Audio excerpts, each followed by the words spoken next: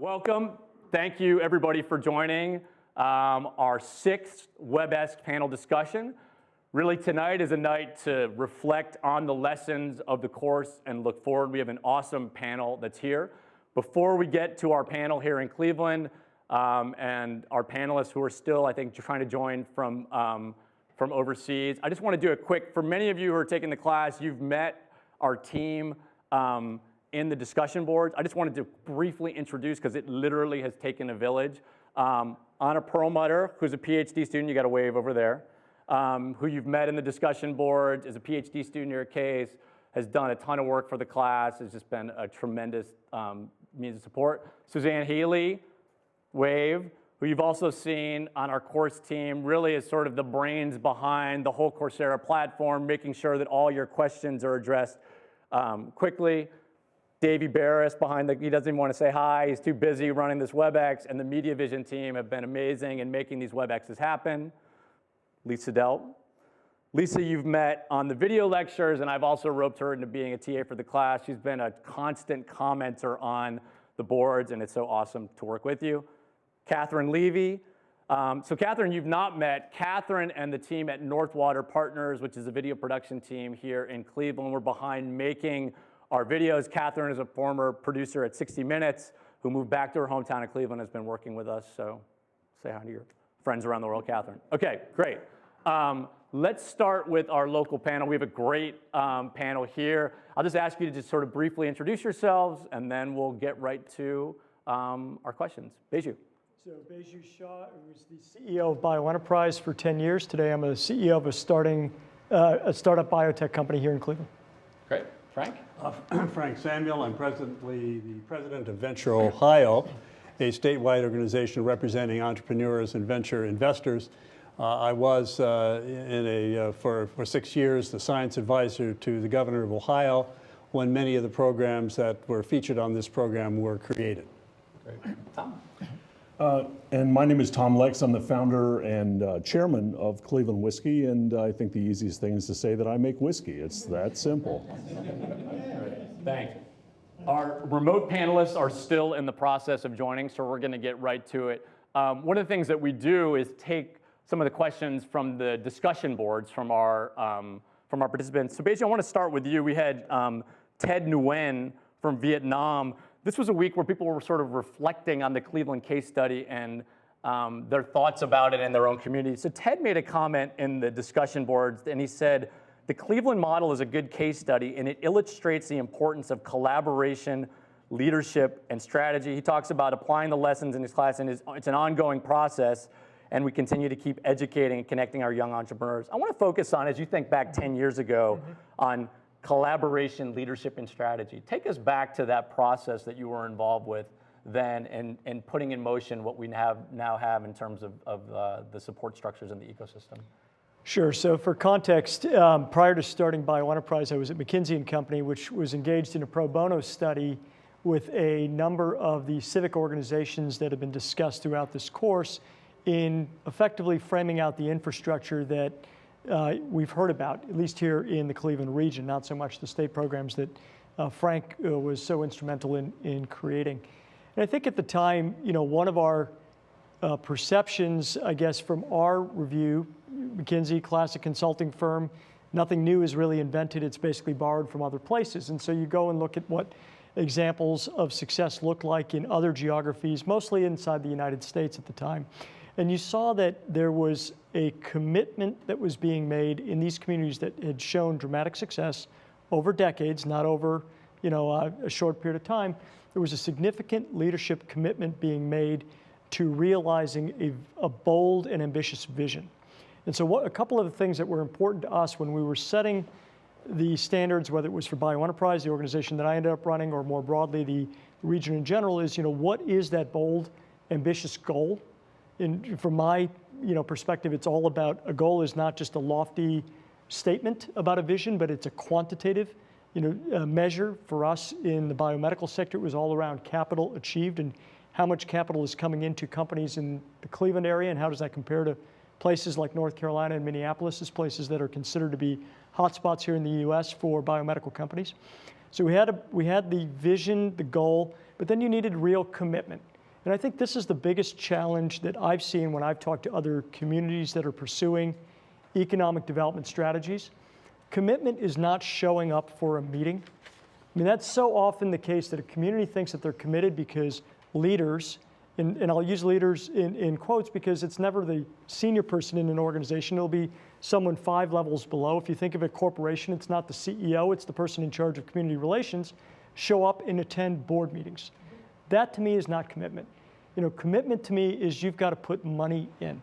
If you don't put money in, you should not be at the table. Whether you're an institution, a government, a foundation, a company, if you're not putting money in, there's no business for putting that group at the table. So you need vision, you need goal, and you need leadership in the form of real commitment to a long-term success. So it's not a one-year commitment. When we started BioEnterprise, we asked all of our founders, which were healthcare institutions, to up immediately for 5 years. And that statement that they made by putting in their capital against a bold vision, as well as their personal leadership time at the CEO level, I think spurred foundations and the state and others to join that enterprise and eventually lead to the outcomes that we've seen over the last decade.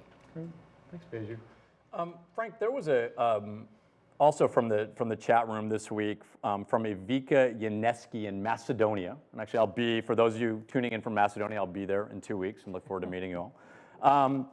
So Ivica made a comment. He talked about the concept of he said the concept of match funding applied in the implementation of Ohio's Third Frontier program is a new approach for me, and it's worthy to try.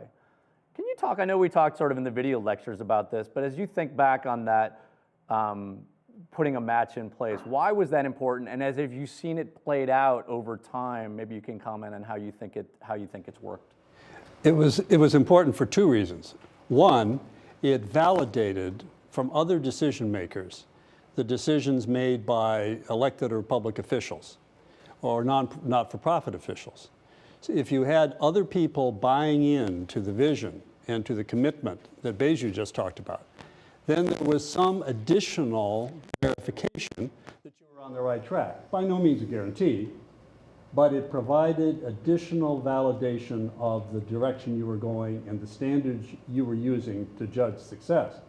And of course, the other reason for match is you got more money to spend. And so you had larger scale, and you were able to invest in a wider variety of projects or just more projects.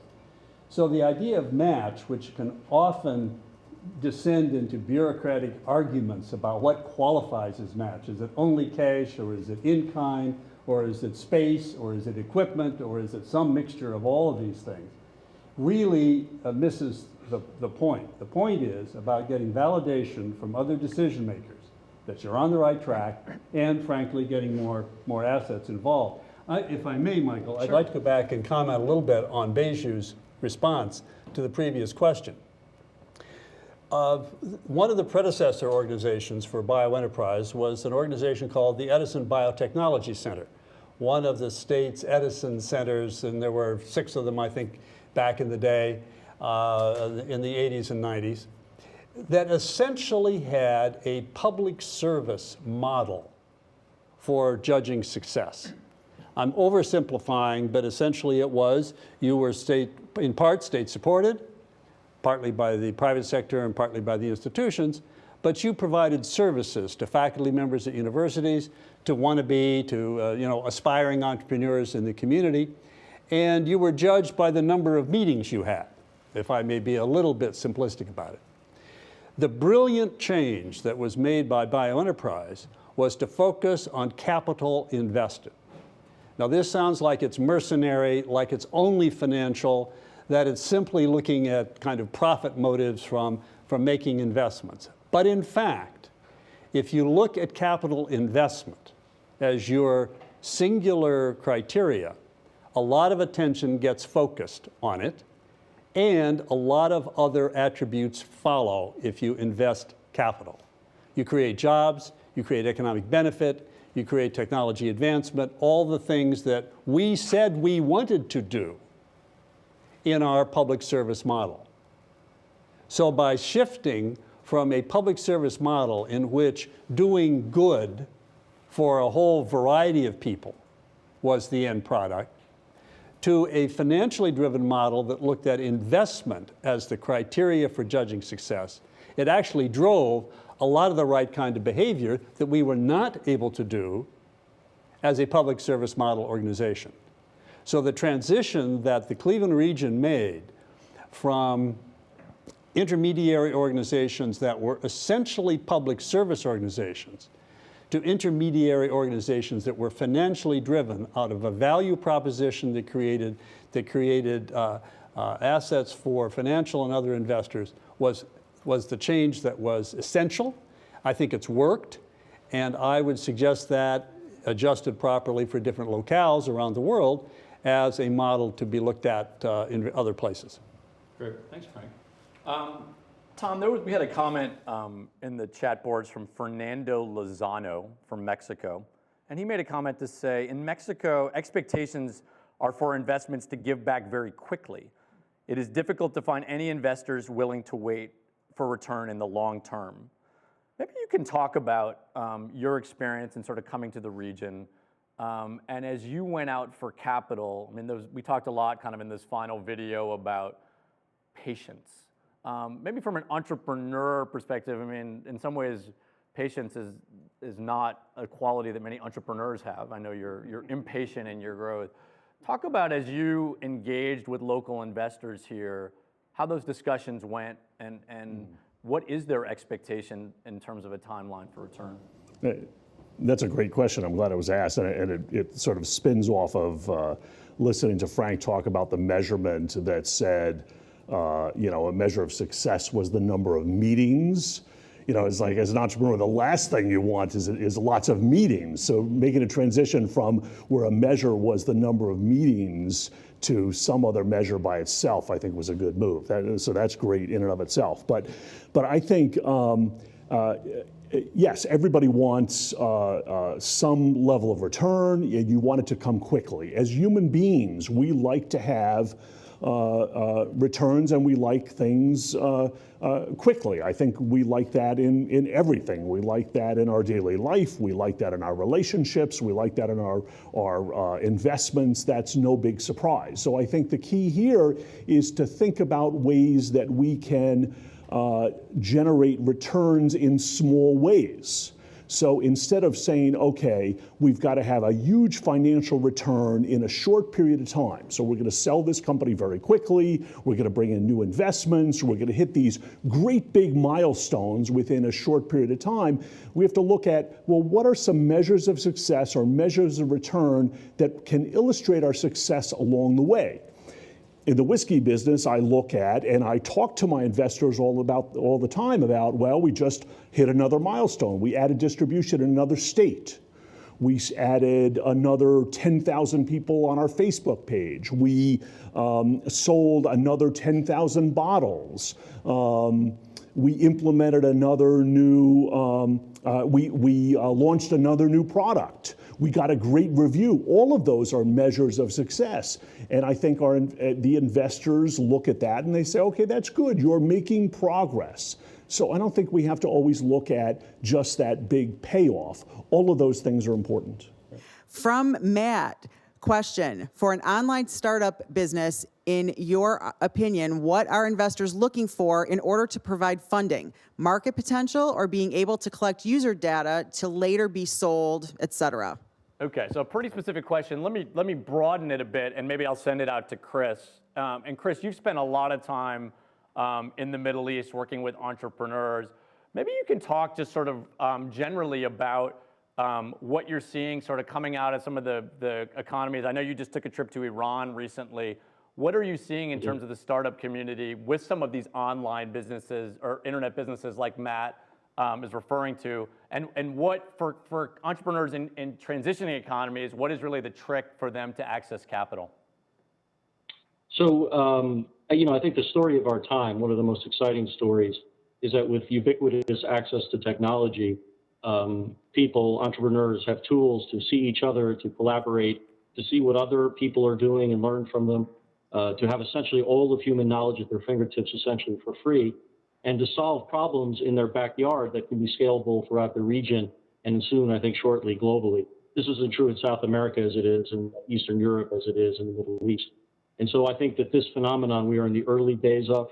In the next 5, 7, 8 years, there are going to be 5 billion smartphones on the planet, which are not merely highfalutin telephones, but they're supercomputers in the pockets of individuals. And so I think we're going to see a flurry of activity, which is incredibly powerful as people again collaborate and share and find ways to solve problems that can scale.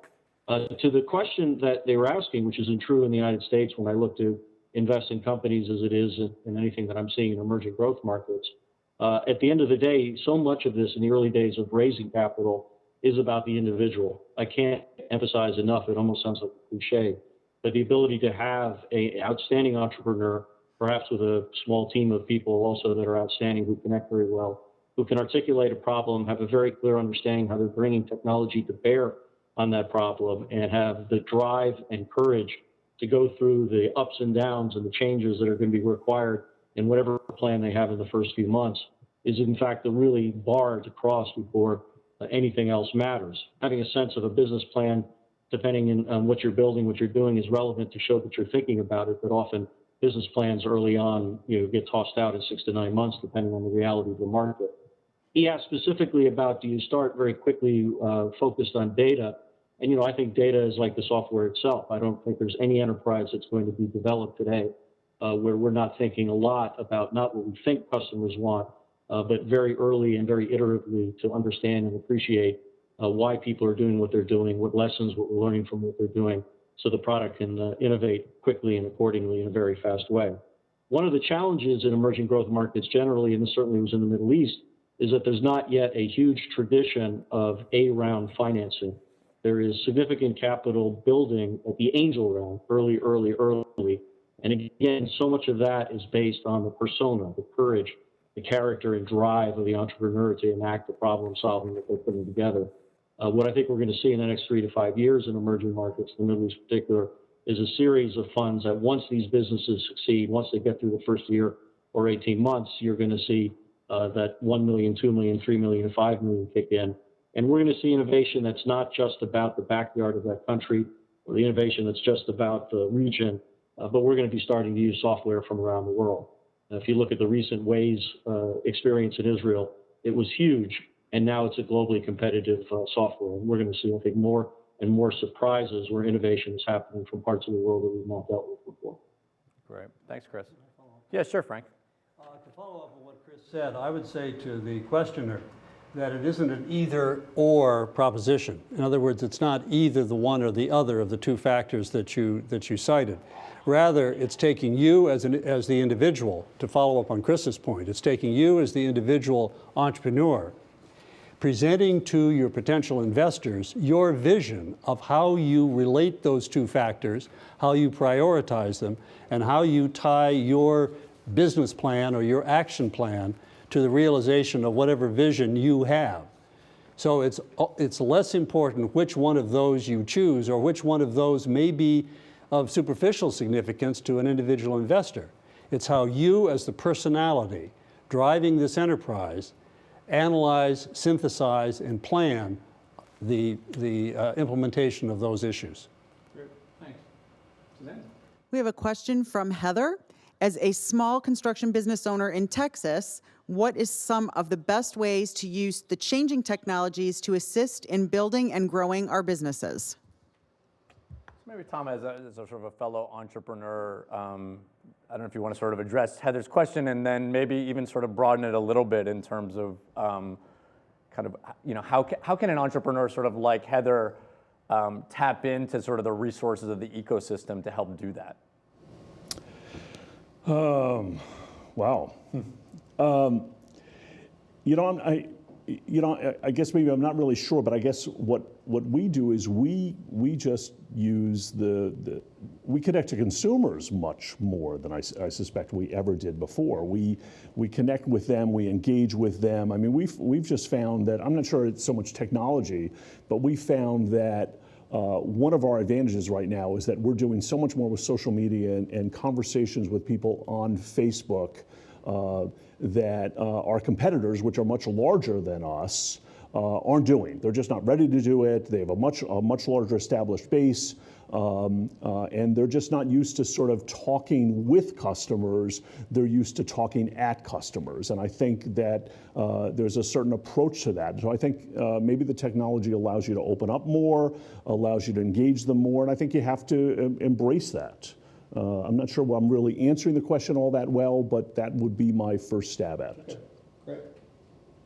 Okay, another point that came out of the chat room, Linda Aragoni, who's sort of an active member of our discussion boards, and Beji, I'll sort of read this to you and get your reaction. She talked about Cleveland building a program by capitalizing on assets that don't exist where I live. Not only do we lack anchor institutions, but we lack a history of entrepreneurship. As a result, local leaders don't think of in terms of encouraging startups. They only think of attracting established businesses, typically in the manufacturing sector that they are familiar with. I would imagine that may sound somewhat familiar when you and Frank and others were involved in sort of starting this. Any sort of reflections on Linda's comments about where her community is today based on kind of where we've come from? Well, I think a lot of the comments that Chris alluded to in terms of the ubiquity of technology, which allows for entrepreneurship to emerge, whether you're in a place that's asset rich as Cleveland or wherever this questioner is writing in from, is an opportunity that communities need to realize exist within their own communities. It's not about, it's great to have an enormous research base, but the enterprises that come out of entrepreneurs' heads and that succeed can succeed anywhere. I always think about, nobody said that Bentonville, Arkansas was going to be the retail capital of the planet. But Sam Walton was a phenomenal entrepreneur and had a phenomenal team, and all of a sudden the retail capital of the planet is this little town in Arkansas. So I think that as community leaders think about economic development strategies, to play off of what Joe Roman said in the video, is you have to take a portfolio approach. The opportunity to attract companies to your geography while it exists, in any academic study that's been done about business growth, it accounts for less than 5% of business growth in any geography. All of business growth is being driven basically by expanding local businesses that are already there or the creation of new businesses, and it's about equally split between the two. So community leaders are missing a huge opportunity if they're not encouraging the creation of new businesses. Great. Frank and then Tom? And I also think that if you look in almost any community at the established businesses, you will find an entrepreneurial story somewhere in the history of that business. Right. And that can be linked into as a way of beginning to change public perceptions about the importance of entrepreneurship. But Beju is absolutely right. The statistics on how you create jobs and economic value in communities is skewed hugely in favor of new businesses and growing existing businesses, not attracting new ones. This may be a different approach in looking at it, and I think it's maybe different than how we're approaching this whole thing. We're defining community by geography. And we don't have to do that. So if your community defined by where you live doesn't have the resources, then expand your community, define it differently. The technology, the internet allows you to reach out. This morning I got an email from somebody in Washington State who had a question about something he was working on in a distillery. He didn't go down the street, 30 miles down the street. He reached out to me in Cleveland and asked me a question. I decided to spend 15 minutes early in the day answering that question. I was part of his community. The geography didn't define the community for him, and I think it worked out very well in that. So you define, as an individual entrepreneur, your definition of community and how you want to work with it. Splendid answer. Mm-hmm. Absolutely splendid answer. Great. Chris, let me go to you. There was a question in the discussion board from Morgana Barkneck from Luxembourg. And Morgana said, as someone trying to work in transitioning economies, the biggest problems are often associated with risks for investors caused by political instability and lack of connections. Opportunities in these areas are enormous as long as investors are willing to take the risk. Maybe you can sort of reflect on that, given some of the work that you've done in the Middle East with entrepreneurs there. You faded out in part of the question. Could you just read it one more time, please? Sure. Basically, dealing with, in transitioning economies, dealing with biggest problems are associated with risk for investors caused by political instability and lack of connections. So, I mean, there's no question that political instability in transitioning markets, is an issue in the same way that rule of law and challenges in ecosystem can be an issue. And so let me talk briefly about that, and I'm actually going to tie it to some of the very insightful comments made about Cleveland and the locale. On the other, I mean, look, the good news is that we have collectively had 25 years or more of investment in technology in emerging growth markets. If we were sitting here in 1992, the conventional wisdom in the world was Japan had won it all. China could never have economic growth without political liberalism. India was a basket case having terrible riots every day. And within 3 to 5 years after that, it all began to change. And because investors both within country and investors from outside began to figure out ways to navigate political instability and uncertainty. They began to navigate challenges of rule and law. In some areas, they began to improve. Some areas they did not begin to improve, but there was a tremendous learning in balancing the opportunity in being these rising middle classes at such large scale with the risks that are there. The good news is we're getting better at it. Challenging news is that countries need to keep up, because now if one has it in their risk portfolio to want to invest in startups or in entrepreneurship in emerging markets, they have more and more choices of where to go. And if one country is more unstable than another, money is very mobile, talent is very mobile, and things can move in a different way. But I'll tell you the other thing that is to play is a cultural issue. It is a sense that sometimes people within a great locale don't fully believe yet that this is something that's part and meaningful to the economy.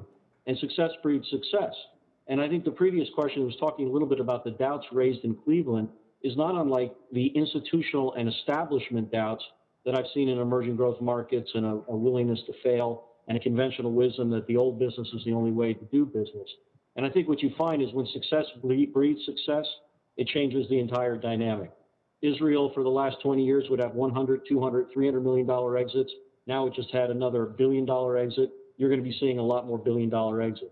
Last year and a half, there are going to be 4 massive IPOs in China. I suspect in the next 5 years, we're going to see massive IPOs. And I think in the Arab world and in Africa, success really breeds success. And I think in new cities that are getting into the entrepreneurial tech ecosystems in the United States, when we start seeing more and more successes that come from different parts of the country, you're going to see more and more successes that come from those countries, parts of the country as well. Great, thanks, Chris. We had an interesting comment, even though we call our class Beyond Silicon Valley, we had a comment in the chat room from someone in Silicon Valley, and Frank, I'd love to get your response. This is from Rami Krishnan Parasurman. He was saying, although he lives in Silicon Valley himself, he's working on a stealth effort out of India, and he thinks he can apply some things from the course. He said, first off, he completely underestimated the role of government and intermediary agencies in the entrepreneurial process. Living in Silicon Valley, you turn to the ecosystem of angels and venture capital.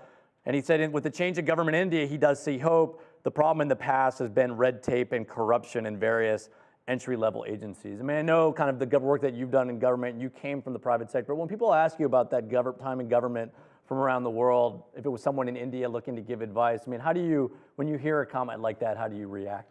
Well, I reacted. I think we had a very simple job to do compared to the situation, both political instability-wise, as we just discussed in the last question, as well as red tape and outright corruption.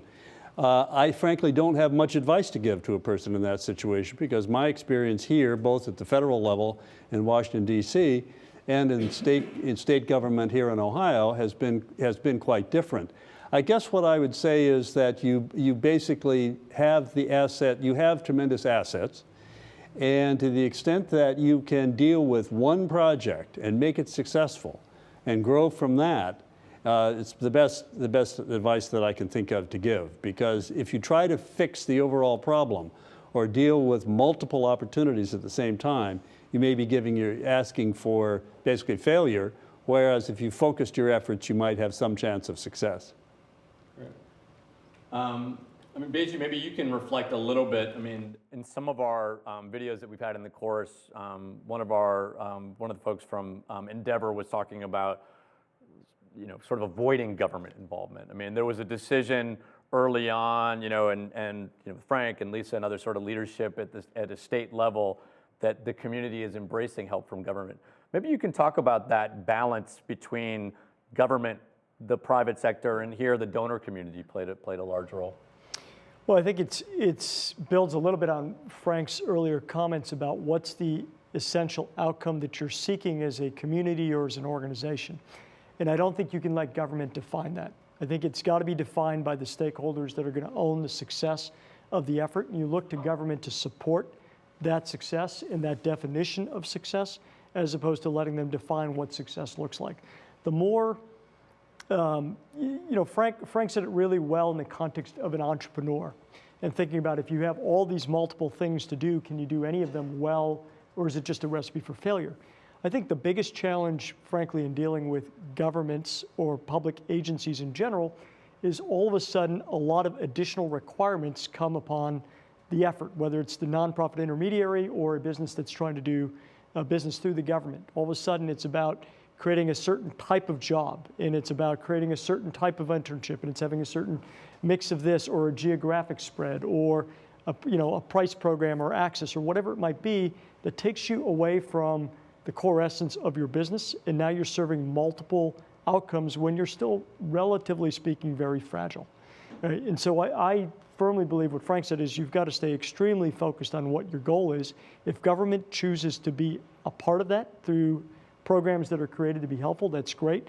But if they are not, then it's not worth continuing to interact with them. You have to find a different path as an entrepreneur or as an entrepreneurial organization to keep it going forward. Great. Let's go to the discussion board. We have a question. Matt, you're on with the panel. I have a quick question, actually. I was wondering, should you start a project with the little funds that you have in order to just get it up and running and then scale up? Or should you wait until you require the central funds, I guess, to launch a project the way you want it to be? Tom, I don't know if you want to take that. I think the question was, do you basically bootstrap it, start a business with the money that you have, or do you look for outside capital to try to grow your company?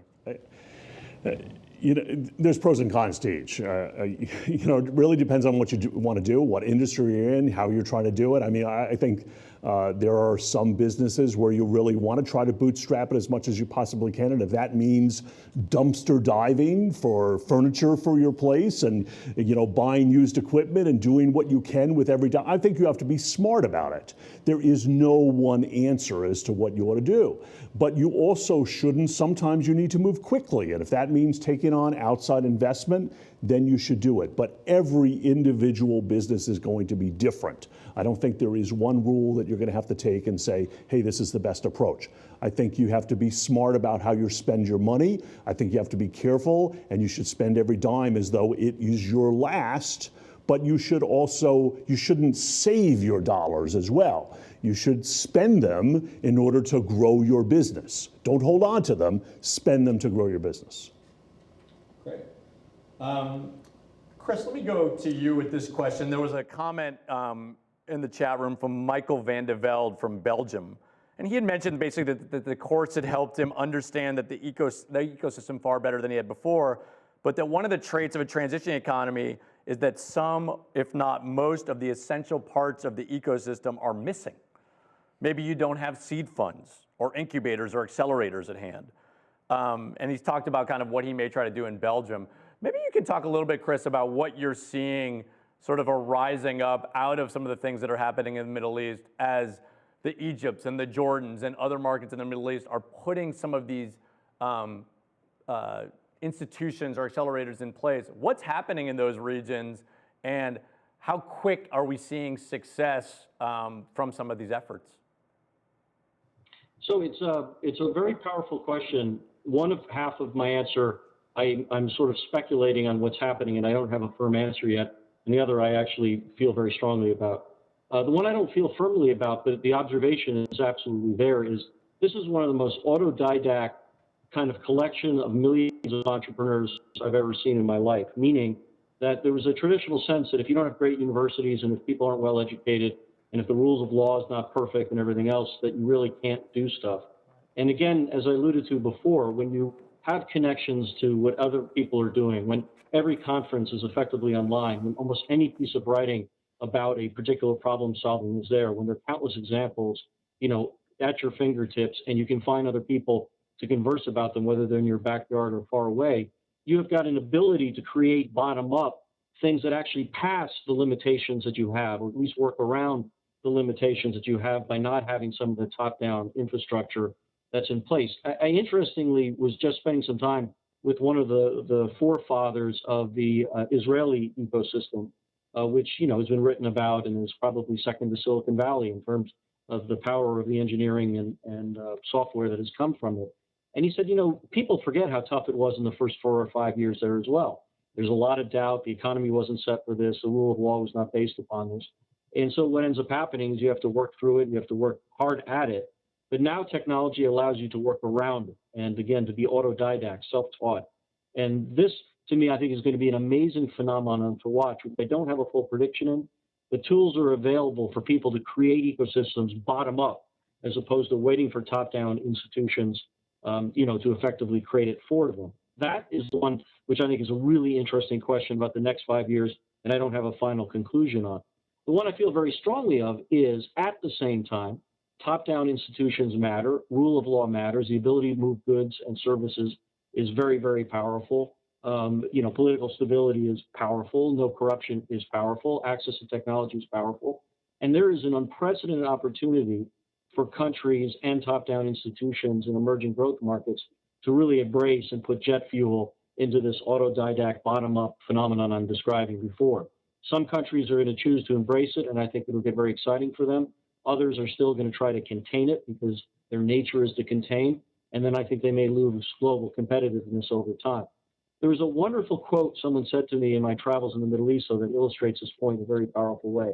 There's an Arabic word called wasta, and wasta effectively means who do you know? Like, what skids do you have to grease to make anything happen in your startup or anything in life? And you're always going to have somebody on top of you because they know somebody more than you know, and this kind of thing. And the quote that was given to me was from a great entrepreneur, Fatih Gandour, in the Middle East, who was effectively the FedEx of the Middle East of Africa. And he said, there's no wasta on the internet. That technology allows you to kind of go around these old mechanisms that you can't hide with technology, right? Think about a profile on LinkedIn. You can't, LinkedIn isn't about who do you know. I mean, it may be who do you connect with. But at the end of the day, your record is your record, and you have to compete on your record. And I think another really interesting phenomenon in emerging growth markets is that there's no wasta on the internet. That your ability not only to move faster, to do things self-teaching, but also can move around some of these traditional challenges, which in some ways could completely squash entrepreneurship historically. I think it's going to be very interesting to watch and very exciting going forward in emerging growth markets. I'd like to try to link what Chris just said with what Tom said a few moments ago. Both of their answers had to do with self-definition. Self-teaching in the case of what Chris just said, and self-definition of the marketplace or of the community that you're trying to reach, as Tom pointed out a few minutes ago in his splendid answer to the question that was posed. This gives the entrepreneur the power, the internet gives the entrepreneur the power both to teach him or herself and to define the market that he or she is trying to serve without respect to geographical or political boundaries. I think the interplay of these two capacities is tremendously powerful and doesn't depend upon local institutions or local assets. Great. There was some very interesting discussion in the forums, and Beja, I want you to reflect on this first. I mean, and the question, and we asked it in the final lecture, which was, when do you know that there's been enough intervention in the market? When do you know that there's been enough intervention really from donors and government and the market can take over entrepreneurial growth? Martin Fleury from France wrote about, he basically said, could we reduce little by little the intervention every year after the whole system has been implemented and then see if the decrease is compensated by private funds? I mean, one could argue we're sort of going through that now here in Northeast Ohio and in the Cleveland area. Any sort of reflection on this? I look at this, again, maybe in simplistic terms again, but I think as long as you're getting a very strong positive ROI, why would you want to stop this activity, whether you're a foundation, a government, a public agency? as long as you're continuing to grow the economy locally, creating the jobs and the outcomes that are ultimately desired by the citizens or whoever you are supporting as the foundation or community, you ought to continue it going. Now, we have a great couple of examples. You know, you talked a little bit about Cleveland, and we're sort of going through this phase where there's questioning going on by our civic institutions as to what the right level of funding is. And I think it's a ludicrous dialogue, quite frankly, because you've seen the enormous transformation that's occurred in 10 years.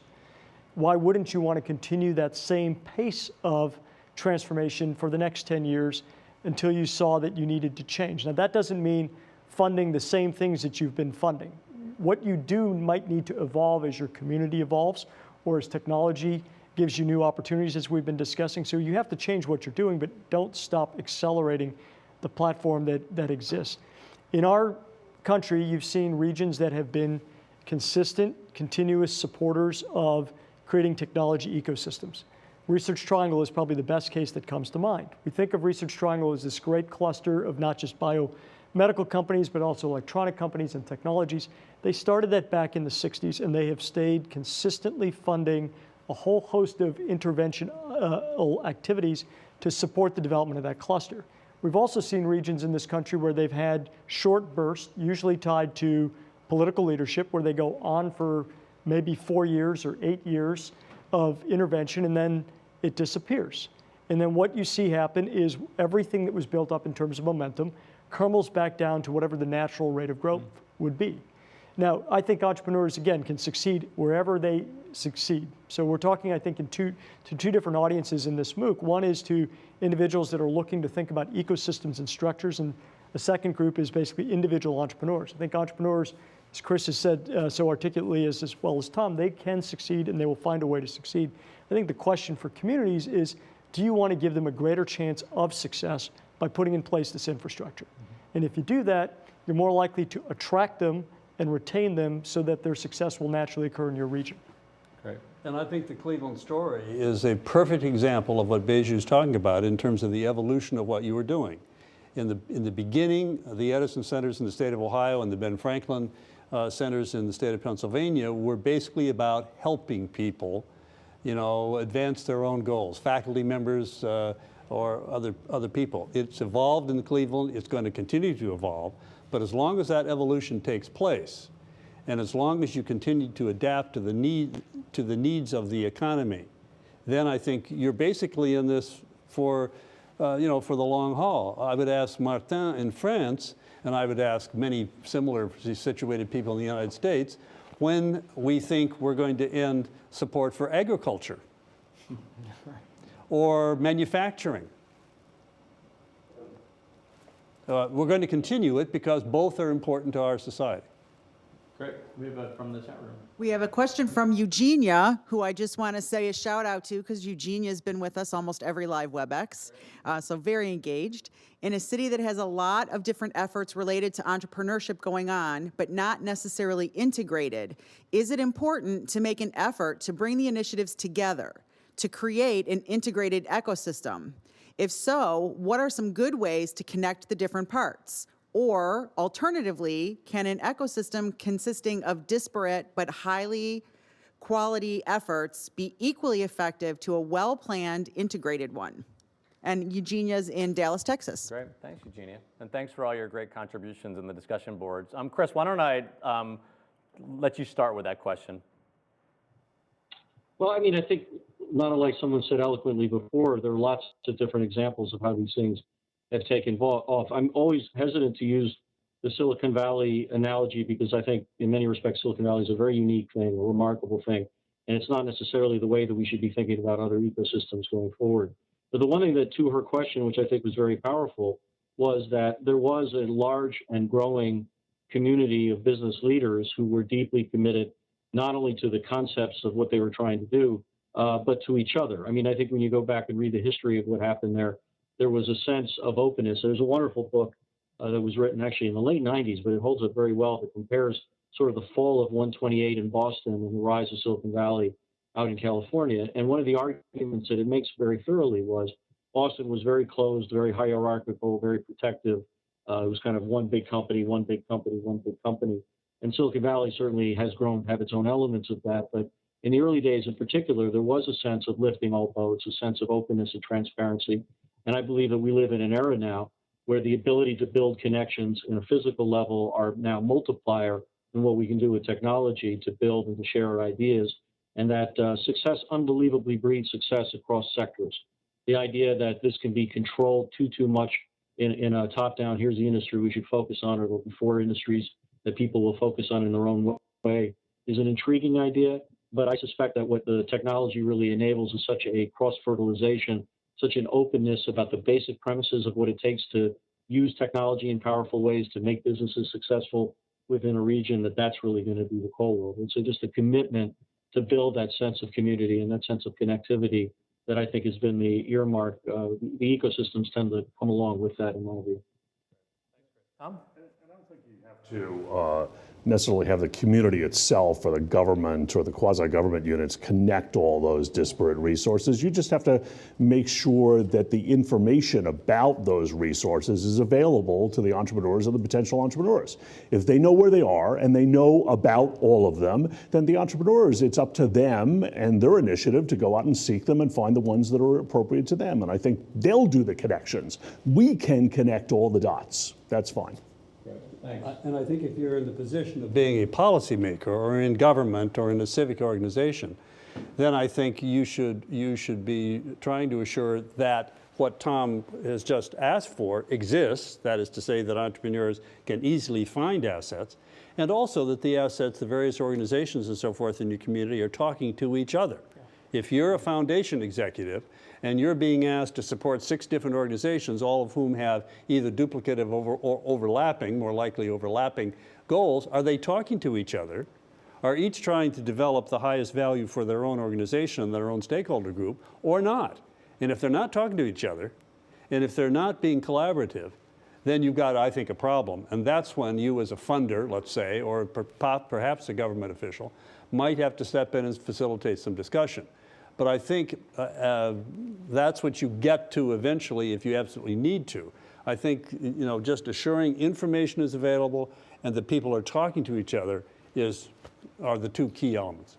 In fact, one of the organizations that has been very helpful to me here in Cleveland, and I think that provided that sort of ability to send out all the relevant information, was Jumpstart, for instance. Jumpstart, in many ways, was that information conduit here in Cleveland that said, hey, here's all the different resources that are available in this geographic area. So you as an entrepreneur, I can point you to this and this and this and this. And that helped me, especially somebody who wasn't native to the area. So when I look at some of the resources that they provided, that was one of the most important ones to me. And it wasn't giving out funding, it wasn't the mentoring, it was simply being able to help me connect all the dots to resources.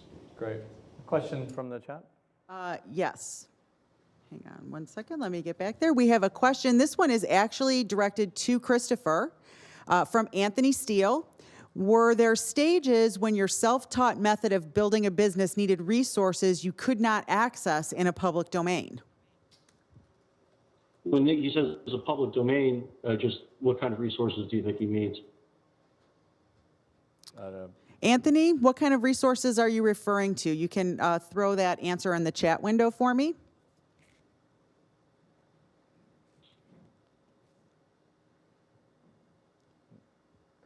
We're not hearing any clarification. Yeah, just speak generally. So I think that the entrepreneurship, almost by definition, is trying to figure out how to do things with never feeling like you have enough resources available to you. And again, the act is to what you can pull together. I mean, really, there are 2 things that you need to do the essential things. What can you pull together that is essential to building success, at least in starting in the short run? And at the same time, what decisions, what balls are you consciously deciding to drop in order to make a bet so that you can harness those limited resources in very, very powerful ways. There's no question that if the resources we're talking about is capital, and in many of these emerging growth markets, and in fact in many parts of the United States that are not in the obvious tech established markets right now, if you have trouble finding that angel round, and you can't afford it yourself, and then very frustratingly, if you do get that angel round and you're doing well, and the capital is not there available, at the next stage of it, that becomes very hard because it's hard to work around that kind of disparity, except to the observation that one of the gentlemen said earlier, it's not just a geographic thing anymore. And the fact is there's lots and lots of capital and lots of resources that are looking for outstanding ideas that don't necessarily fall within the conventional geographic domains that we think about overall. And I think in the next 3 to 5 years, we're going to be talking about incredible talent in surprising locations who are going to be able to find, again, through technology, access to resources in ways that they couldn't if we were talking about this 3 or 5 years ago, to be able to help work around that basic aspect of what it means to be an entrepreneur. Great. Thanks, Chris. This will be the last question. We have a question from Matthew. At what point should succession planning be planned for a startup, and how much does that differ from already established businesses?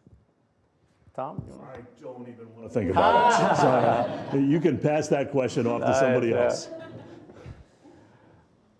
This is one of the toughest issues that any enterprise has, particularly an entrepreneurial enterprise where the succession perhaps should or in fact must be to the founder. In some sense, if the founder is far-sighted, he or she will start thinking about it from the beginning. Most founders are not setting up companies for that purpose, and so you really do have to have a board of advisors or a board of directors who, in a very thoughtful, very constructive way, begins to think about succession planning for the benefit of the enterprise. But it's one of the toughest questions, I think, that any young enterprise has to deal with, and there are no easy answers. Just adding on to Frank's comment and maybe going back to the prior question, the board of advisors is probably the most underutilized asset that entrepreneurs should be developing. So when I see a lot of entrepreneurs come to me with their board of advisors, it's oftentimes individuals that they personally know. Maybe they're service firm providers, nothing against service firms. It might be individuals that they know that might have had business success in non-similar businesses, but have had at least business wisdom. But they're not individuals that are really going to be able to provide the entrepreneur access to resources that he or she might not already have access to. It's already people that are already within your network of one degree of separation. You know, to the questioner that was asking Chris the question, if you're trying to get access to capital that's not local, you need to be thinking about who on your board of advisors is going to validate you to potential capital sources that are sitting in geographies where that capital exists. Or if you're trying to get access to a customer, the same thing. I think entrepreneurs from the get-go ought to be very thoughtful about who they're putting around themselves to help not only guide them, but really give them access to resources that give them the credibility to get those resources to give the business a chance to succeed. Great. Well, we are at the final moments of the hour here. To the panel here with me in Cleveland at Case Western Reserve University, thank you so much. Chris, I'm glad we were able to connect with you in Washington, D.C. in between all of your travels. And I apologize, we were able to get Boe Guy from the Philippines because of technical issues. We will have one more WebEx next Wednesday on June the 11th at noon Eastern time, 7 p.m. Athens, Greece time. I will actually be coming to you from Athens. We will be doing the WebEx from the historic ancient Agora, as I'm told. And I will be there with our friends in Athens who have been such great participants in the class. And as I mentioned, I'll also be traveling to Macedonia, Czech Republic, and Spain to be with some of our MOOC participants along the way. So I hope to see some of you there. Again, thank you so much for joining us today, our live audience here. And for those in the WebEx, sorry we didn't get to all the questions today. Please post them on the discussion forums, and hopefully we'll get to some of those questions as we normally do through our engagement. So good morning, good evening, and good night, and we'll see you soon.